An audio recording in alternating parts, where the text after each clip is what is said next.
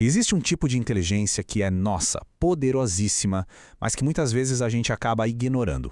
É ela que permite que algumas pessoas façam coisas simplesmente incríveis, feitos de navegação, de percepção. Hoje, a gente vai mergulhar nesse poder oculto e descobrir o que é e, claro, como funciona a inteligência espacial.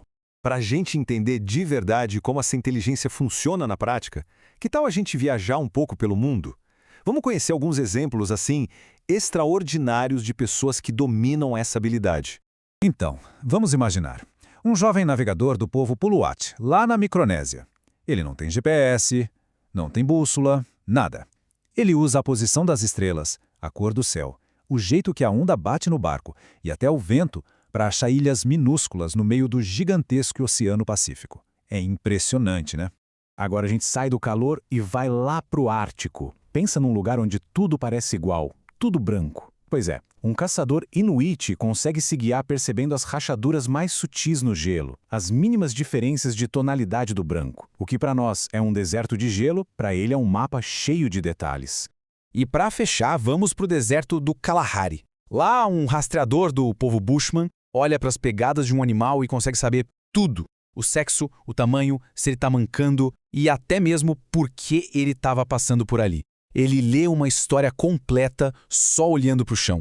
Ok, a gente viu um navegador, um caçador, um rastreador. Parecem habilidades completamente diferentes, certo? Mas todas elas são, na verdade, manifestações de uma mesma capacidade fundamental do nosso cérebro. Mas qual é o fio que conecta todas elas? Esse fio condutor é a inteligência espacial. É basicamente a capacidade de enxergar o mundo visual com muita precisão, de conseguir manipular essas imagens na nossa cabeça e até de recriar cenas inteiras, com detalhes, mesmo de olhos fechados. Beleza, mas o que exatamente forma essa tal de inteligência espacial? Vamos dar uma olhada mais de perto nas competências principais que nos permitem, literalmente, ver o invisível. E olha, não é só ter um bom senso de direção, tá? É muito mais. É a capacidade de reconhecer um objeto de qualquer ângulo, de saber usar matas, de se situar com precisão. Sabe quando a gente imagina um movimento de peças de um jogo na cabeça? É isso. E vai até a capacidade de criar fantasias, assim, super realistas dentro da nossa mente. Mas o mais legal é que essa habilidade não é só para navegadores ou cientistas geniais. Vamos ver agora como a inteligência espacial é, na verdade, fundamental no nosso dia a dia.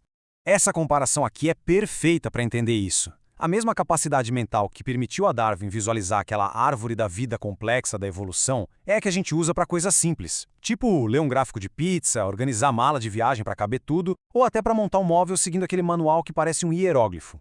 Então, chegamos ao ponto central. Essa inteligência não é algo fixo que a gente nasce com ela e pronto. Não, ela pode e deve ser estimulada e desenvolvida.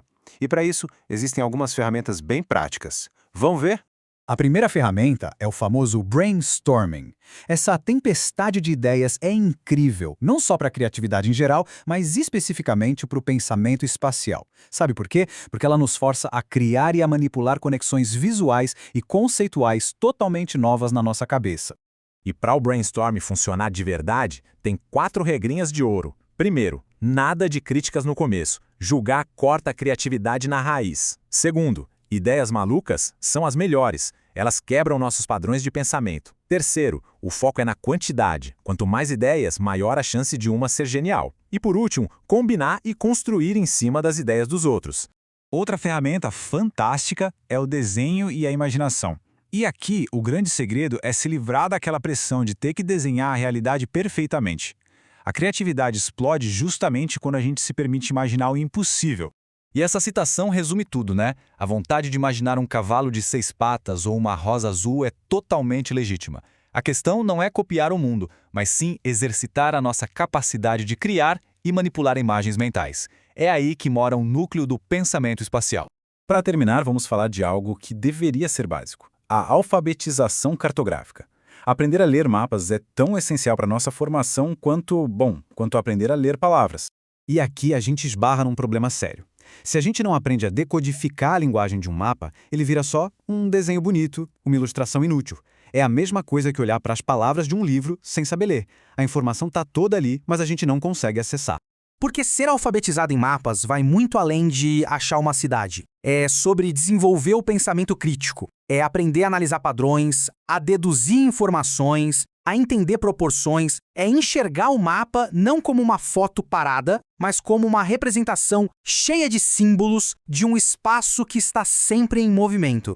Bom, juntando todas essas peças, qual é a grande lição que a gente pode tirar sobre a inteligência espacial? Do ponto de vista do cérebro, a inteligência espacial fica, em grande parte, no hemisfério direito, que é o centro da criatividade e da intuição. E ela não trabalha sozinha, não. Ela se conecta e enriquece outras inteligências, como a musical e até a linguística, criando uma verdadeira sinfonia dentro da nossa cabeça. Então, para a gente fechar, fica uma provocação. Desenvolver inteligência espacial é muito mais do que aprender uma habilidade nova. É, na verdade, redescobrir uma forma de interagir com o mundo. E se a maior de todas as aventuras não for explorar outros planetas, mas sim reaprender a ler o mapa, tanto o visível quanto o invisível, do nosso próprio mundo?